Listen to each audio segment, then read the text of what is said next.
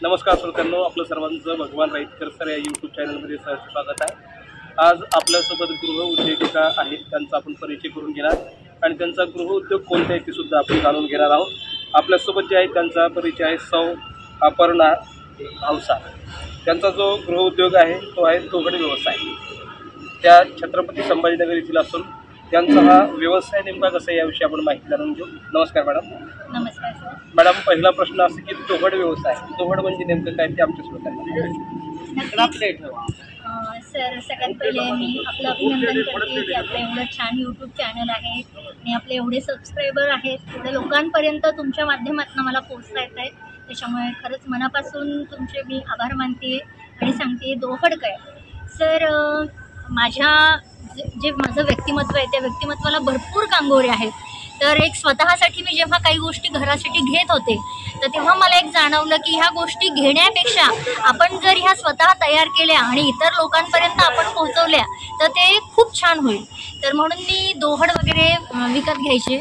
तर नंतर मी असं ठरवलं की सर आम्ही ते दोहड दोहड म्हणजे काय ते पहिले मी सांगते तुम्हाला की दोहड म्हणजे स्टँडर्ड भाषेतली गोदड।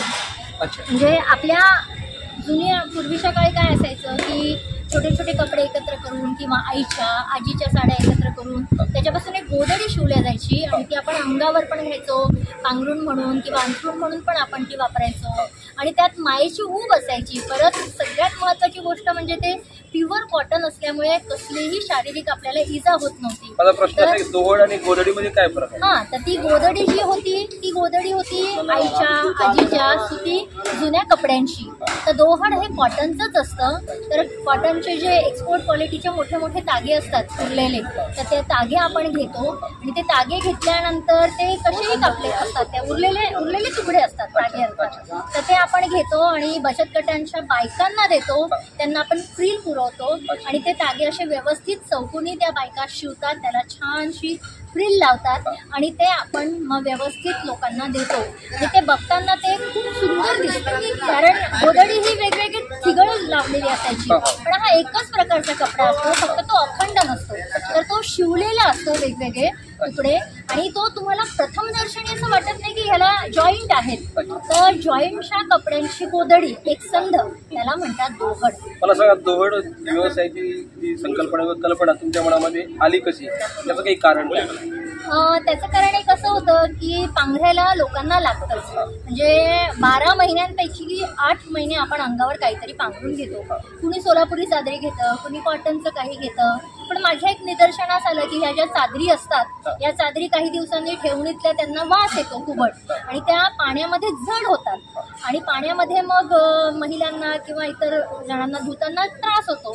तर असं काहीतरी असावं की जे पातळ पण असेल, आपली ती अंगावर घेण्याची जी ऊब आपल्याला हवी असते, मायेची म्हणा किंवा शांत झोप आपल्याला हवी असते, तर ती कुठल्या कपड्याने आपल्याला लागेल। तर हे बघताना माझ्याकडे कॉटन हा एक खूप सुंदर मला पर्याय दिसला आणि तो पर्याय दिसल्यानंतर मग मी ते कॉटन घेतलं। त्याच्यानंतर त्याचे जे गठाण आहेत ते आम्ही परचेस केल्या आणि त्याच्यानंतर ह्या बायका मला दिसल्या पुष्कळ जणी। या बायकांना मी विचारलं की तुम्ही मला शिवून देणार का, तर त्या पण हो म्हणाले आनंदाने। कारण ही संकल्पना तुमची वैयक्तिक आहे का? नाही, ही आहेच। विदर्भामध्ये दोहड हे वापरल्याच जातं, पण मराठवाड्यामध्ये दोहड ही संकल्पना नवीन। दोहड व्यवसायाला सुरुवात करताना सुरुवात कशी झाली आणि सुरुवातीला काही अडचणी आल्या का?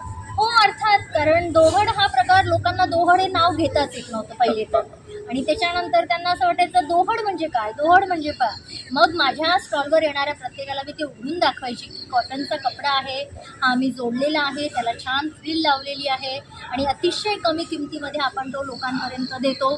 त्याच्यामुळे मला त्याला खूप छान रिस्पॉन्स प्रतिसाद मिळाला आणि मला आनंद मिळाला की मी एक छान म्हणजे एक 4 लोकांना मी काम पण दिलं आणि मला सुद्धा 2 पैसे। समोरचा प्रश्न असाच आहे की कुठल्याही व्यवसायाला सुरुवात करत असताना किंवा दोहडला सुरुवात केली करत असताना त्याला लागणारे जे कामगार असतात त्याची व्यवस्था कशी केली, ते कशी मिळाली तुम्हाला, ते आमच्या श्रोत्यांना सांगा।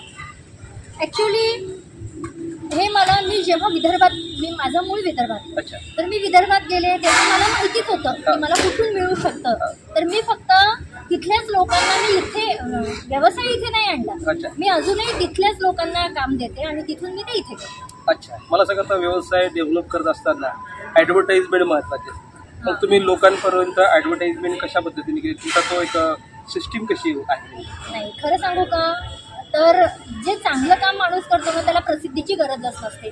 ते काय म्हणतात ना, माउथ पब्लिसिटी, किंवा एका मुखातून दुसऱ्या मुखात, दुसऱ्या मुखातून तिसऱ्या मुखात, असं माझं म्हणजे एकाने घेतलं त्यांनी अजून दोघांना सांगितलं, दोघांनी घेतलं त्यांनी अजून चौघांना सांगितलं. एका लग्नाची ऑर्डर मिळाली, मग मला कुठल्या तरी बारशाची मिळाली, बारशाची मिळाली की मग अजून कुठल्या वास्तुशांतीची वगैरे मिळाली. तर एकात ना एकात म्हणजे दोहड. आज जर तुमच्या घरी असं काहीतरी नवीन तुम्हाला मिळालं, म्हणजे आपण तेच ते समजा आपल्याकडे पहिल्यांदा कुणी आलं, आपण आपल्याकडे पद्धतच आहे की हळदी कुंकू लावून ओटी भरल्या जाते. परिचयाचं कुणी असेल तर आपण तिला साडी घेतो किंवा ड्रेस घेतो. पण मग बायकांचं समाधान होत नाही की अरे हा रंग माझ्याकडे होता, हे डिझाईन माझ्याकडे होतं, त्याच्यानंतर हा ड्रेस तर कॉमनच झाला, हा मी नाही घालणार, मग ते मला मिळालंय मी दुसऱ्या कुणाला कॅरी करणार. पण दोहड हा एक प्रकार इतका सुंदर आहे की त्याची छोटीशी घडी होते, मी त्याला म्हणते easy to carry, easy to wash. छोटीशी घडी होते, सहज धुतल्या जातं, प्रवासात न्यायला सोपं, तुमच्या टॉवेल एवढी छोटीशी त्याची घडी होते. त्याच्यामुळे मग ती म्हणतात ना, म्हणजे एकातून दुसऱ्यातून तिसऱ्यामध्ये माझं अशी प्रसिद्धी होत गेली. नेक्स्ट प्रश्न असा आहे की तुम्ही पहिल्या कस्टमरपर्यंत कशा पोहोचला? मला ते घरातच मिळालं, कारण माझा परिवार खूप मोठा आहे. तर माझ्या 2 नंदा, त्याच्यानंतर माझ्या जाऊबाई, मग त्यांच्या मैत्रिणी, मग माझ्या नंदेच्या कॉलेजमधल्या मॅडम, घरातनं मिळत गेले. आपल्या व्ह्यूअरसाठी सर्वात महत्त्वाची गोष्ट आहे की या दोहडच्या किमती कुठपासून कुठपर्यंत असतात आणि क्वालिटीचं कशामध्ये हे कसं असतं ते आमच्या श्रोत्यांना सांगा. नक्की, मला खूप आवडेल. मी कोविड काळापासून अजून सुद्धा 400 रुपयाला दोहड विकते. सगळ्या गोष्टीचं वाढलेलं आहे. 5x7 म्हणजे माणसाची उंची जास्तीत जास्त 6 फूट, तर 1 फूट अजून वर, म्हणजे डोक्याच्या वर. म्हणजे लोक कित्येकदा असं स्टॉलवर उभं राहून ते असं डोक्याला लावून बघतात की अरे हे पोहोचतं ना डोक्यावर पांघरून. नाही तर काय होतं, डोक्यावर जातं, पाय उघडे पडतात, पायाला घेतलं चेहरा उघडा पडतो. पूर्ण कितीही उंच व्यक्तिमत्व असलं, 400 रुपये लोकांना जर मागवायची असते सुद्धा त्यासाठी त्यांना एक्स्ट्रा चार्ज पे करावा लागतो. जर पुण्या मुंबईला जर मला ते कुठे पाठवायचे विदर्भातच पाठवायचे तर पुण्या मुंबईला जर मला ते कुठे पाठवायचे असतील तर मी कुरिअरने ते पाठवते आणि त्याचा तो थोडा खर्च वेगळा द्यावा. नाही, 50 रुपये 2 दोहड मागे 50 रुपये समजा लागतात. मित्रांनो, दोहड ही संकल्पना सर्वांच्या लक्षात आली. एक वेगळं पण आहे, एक वेगळी रूप देणारी संकल्पना आहे. सर्वांनी दोहड विकत घ्यावी आणि दोहडचा आनंद घ्यावा. पुन्हा तुम्हाला गावामध्ये गेल्यानंतर जो मायेचा ओलावा मिळतो तो दोहडच्या निमित्तानं नक्की मिळेल असं मला वाटतं. मॅडमनी त्यांचा अमूल्य वेळ दिल्याबद्दल भगवान राईतकर सर या यूट्यूब चॅनलच्या वतीनं मॅडमचे खूप खूप मनपूर्वक धन्यवाद मानतो. नमस्कार.